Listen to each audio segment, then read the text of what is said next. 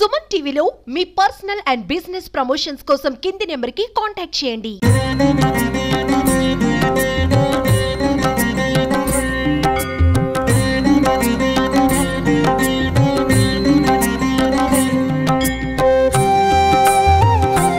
Welcome to Suman TV.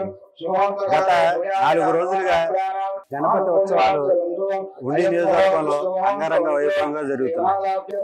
Ganapati ఉత్సవాల్లో ముఖ్యమైన శ్లోకం ఒకటి మీకు ఇప్పుడు చెప్పే ప్రయత్నం చేయబోతున్నాను.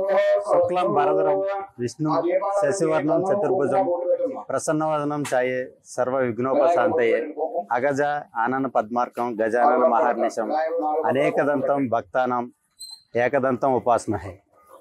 ఇది శ్రీ గణేష్ని యొక్క ప్రసిద్ధ శ్లోకం.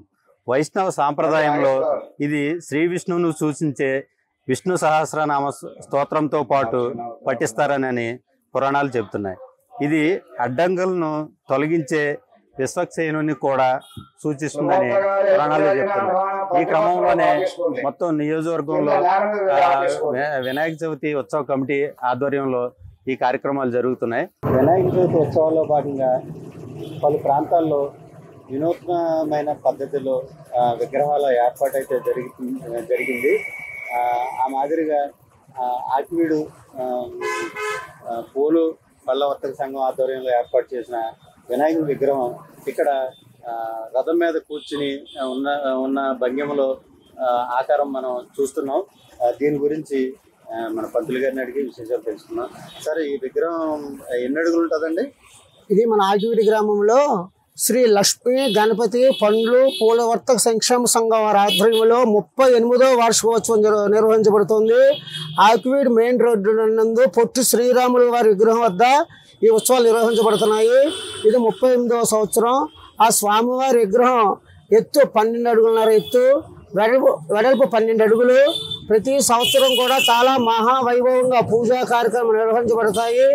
ఆ పరమేశ్వరుడు ఆయన రథం మీద కూర్చుని ఆయన ఒళ్ళో శ్రీకృష్ణుడు ఒళ్ళో కూర్చోబెట్టుకుని స్వామివారి మనకి దర్శనం ఇస్తున్నారు. మన గ్రామాన్ని ఈ ప్రాంతాన్ని అందరూ కూడా అభివృద్ధిలో ఉండాలి, పాడి పంటలు బాగుండాలి, అందరూ ఆరోగ్యంతో ఉండాలని స్వామివారి ఆశీస్సులు ఇస్తూ అందరికీ కూడా ఆశీస్సులు ఇస్తున్నారు. ఈ సెంటర్లో చాలా మహావైభవంగా ఉత్సవాలు జరుగుతూ ఉంటాయి.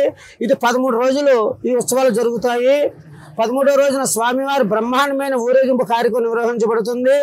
దీనికి కమిటీ వారు శ్రీ లక్ష్మీ గణపతి పండ్లు పూల వర్తక సంక్షేమ సంఘం వారు కమిటీ వాళ్ళు వీరందరూ సమైక్యంగా కూడుకుని 38 సంవత్సరాల నుంచి కూడా మహావైభవంగా నిర్వహించబడుతుంది ఉత్సవాలు.